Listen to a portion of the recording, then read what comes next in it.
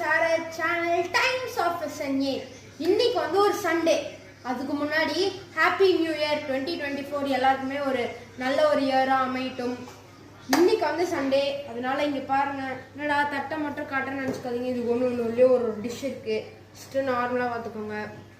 Omelette இருக்கு, சாப்பாடு இருக்கு. இங்கே பாருங்க, சாப்பாடுக்கு இங்கே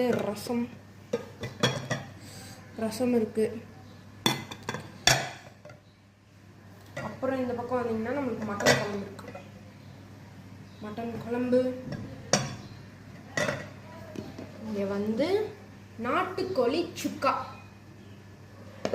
அது நாட்டுக்கோழி கிரேவி செம்மையா இருக்கு. இது வந்து டேடிக்கு பிடிச்ச